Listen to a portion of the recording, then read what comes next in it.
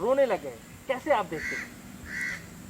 नेता अगर कायर हो जाए तो रोने लगता है, और ये नरेंद्र मोदी के लिए कोई नई बात नहीं है। हमें याद है 2014 में जब ये प्रधानमंत्री बने, उसके बाद नवंबर 2014 में एनडीए की मीटिंग में अडवाणी जी के सामने रोने लगे थे, भारत हमारी माता है और हमने पता नहीं क्या क्या सेवा करनी है। अरे अगर आपको सेवा का मौका मिला था तो इसमें रोने वाली क्या बात? यानी कि उस समय भी वो ये जानते थे कि हम पता नहीं कहाँ फंस गए हैं। अमूमन बच्चा जब अंधेरे में फंस जाता है तो रोने लगता है। उसके बाद आपने देखा कि 2016 में जब नोटबंदी करी, 50 दिन दे दो, गोवा में खड़े खड़े स्पीच दे रहे थे और रो रहे थे, लात मार देना, जूता मार देना, ये चढ़ा देना, वहाँ भी इन्होंने रोना शुरू किया। बहुत कमाल की बात है, आप लोग फेसबुक तो इस्तेमाल करते होंगे, वो जो जुकरबर्ग साहब हैं उनके साथ बैठ के अमेरिका में माँ ने बर्तन मांजे, कपड़ा मांजा, और ये जा कर के वहाँ भीख मांगते थे, वहाँ रोने लगे। ये व्यक्ति जब भी झूठ बोलता है, ये व्यक्ति जब भी फंस जाता है, ये व्यक्ति यानी नरेंद्र मोदी जब कभी भी ये रियलाइज करता है कि गलत हो गया, तब ये रोना शुरू कर देता है। ये एक कायर की निशानी है। अभी जो आपने कल 21 मई 2021 को देखा कि जिस तरीके से नरेंद्र मोदी ने बनारस में डॉक्टरों के साथ संबोधन में भावुक होकर नौटंकी शुरू करी, से मृत्यु भारत में होने के बाद किसी व्यक्ति को भावुक होना होता है, या वो वैसे ही भावुक होता है कि जब मृत्यु पे मृत्यु रोज हो रही हो। आज 1.25 साल हो गया कोरोना भारत में कहर ढा रहा है। ये सिर्फ और सिर्फ ड्रामा है। ये वो कायर व्यक्ति है कि जब कभी भी फंस जाता है, जब कभी भी इसके आंखों के सामने अंधेरा छा जाता है, तो ये उन छोटे बच्चों की तरह रोने लगता है, कम से कम दिखाने के लिए कि भाई अब मैं क्या करूं। देश को ये समझना पड़ेगा, एक नेता, खास करके 56 इंची नेता, उसको सामने से फौज को लीड करना होता है, लोगों को सांत्वना के बजाय सहूलियतें देने की आवश्यकता होती है। लेकिन ये आदमी सिर्फ आपको दुख और खुद उन दुख के ऊपर नौटंकी, ये भावुकता नहीं, ये बेशर्मी है। अच्छा, एक उन्होंने ये भी कहा कि जहां बीमारी वहीं उपचार, एक नया उन्होंने नारा दिया है, कैसे आप इसको देखते हैं? अब आप खुद सोचिए कि नया नारा आज 1.25 साल के बाद ये देने का क्या मतलब है। नरेंद्र मोदी जी, आप उस दरख्त की तरह हैं, पंथी को छाया नहीं, फल लागे अति दूर और भक्त फिर भी चिपका हुआ। भाई साहब, आप ये नारे मत दीजिए, ये चुनाव नहीं है, रैलियां नहीं है। आपके इन नारों से लोगों का सुधार, जिंदगी बेहतर और जानें बचेंगी, ऐसा नहीं है। आप देश को ये बताएं कि जो अरबों रुपया विदेश से आपने कोरोना के नाम पे लिया, उसके बदले में कितने अस्पताल कहाँ हैं, वो ऑक्सीजन कहाँ है जो विदेशों से अब मांगनी पड़ रही, खरीदनी पड़ रही, जो भी करना पड़ रहा, दवाइयाँ कहाँ हैं। पिछले साल 2020 में दोस्त आपने देखा पीपीई किट के नाम पे इन्होंने दुनिया से पैसा मांगा। आज इनकी हालात ये है कि ये सिर्फ वही काम करते हैं जो ये करना जानते हैं, नारेबाजी।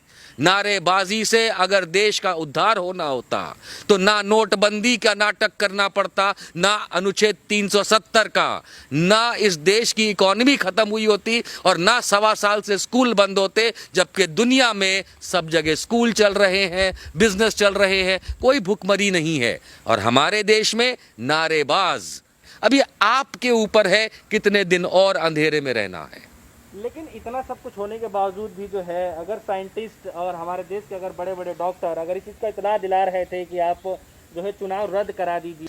देखिए, बंगाल की जब आप बात करते हैं और खास करके चुनावी रैलियों की जब आप बात करते हैं, तो हमें पता है कि इलेक्शन कमीशन ऑफ इंडिया यानी कि चुनाव आयोग ने माननीय सुप्रीम कोर्ट को अपने हलफनामे में एक जवाब दिया था कि क्यों इस तरीके से चुनावी रैलियां होने दी। माननीय इलेक्शन कमीशन ने माननीय सुप्रीम कोर्ट को ये कहा कि जहां प्रधानमंत्री रैली कर रहे हैं, क्या हम वहां लोगों पे गोलियां चलाते? अगर चुनाव आयोग का ये कहना है तो इसमें सवाल ये उठता है दोस्तों कि क्या नरेंद्र मोदी भारत का प्रधानमंत्री कहलाने भी लायक है?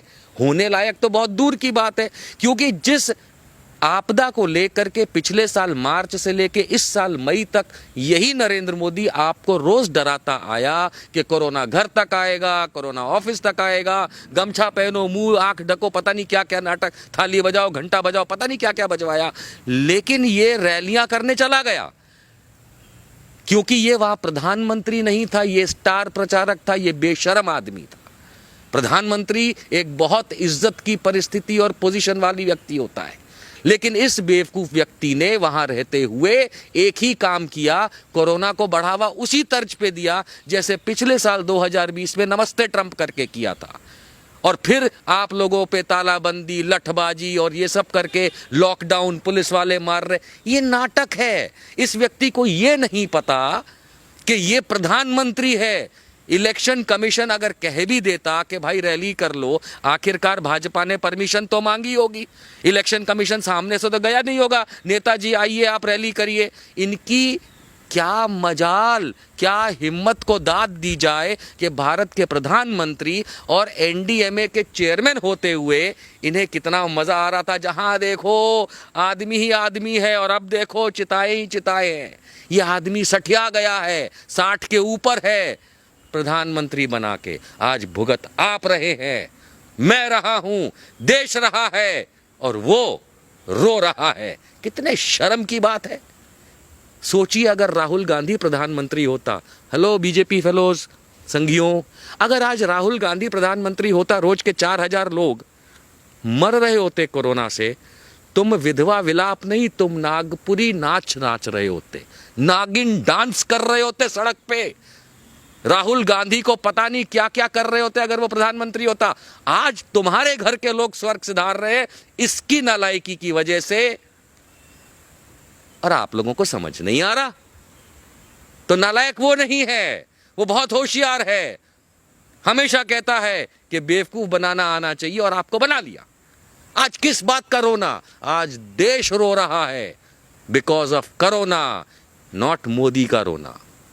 सर एक आखिरी सवाल है मेरा कि जिस तरीके से प्रधानमंत्री मोदी जी जो भावुक हो जाते हैं, इस बार जो भावुक हुए हैं, जो उनका जो है रुदाली रूप देखने को जो मिला है, उसके पीछे की जो है इनसाइड स्टोरी मतलब क्या हो सकती है, क्या लगता है आपको?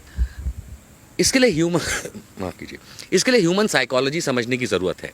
जब हम साइकोलॉजी पढ़ते हैं तो हमें दो चीज़ें समझ में आती हैं। या तो बच्चा डर जाता है, बच्चा हो, इंसान हो, बड़ा हो, बूढ़ा हो, जब आप किसी चीज़ से डर जाते हैं तो आपके अंदर से वो भाव निकलते हैं जिसमें रोना, क्रोधित होना, ये निकल के आता है, क्योंकि आप तमतमा जाते हैं या परेशान हो जाते हैं। और दूसरा भाव होता है अभिनय का। नेता, अभिनेता, ये व्यक्ति शुरू से अभिनेता है। अब हमें ये समझना पड़ेगा कि ये इसका मर्म नहीं है, ये इसके दिल का आपके प्रति प्रेम नहीं है।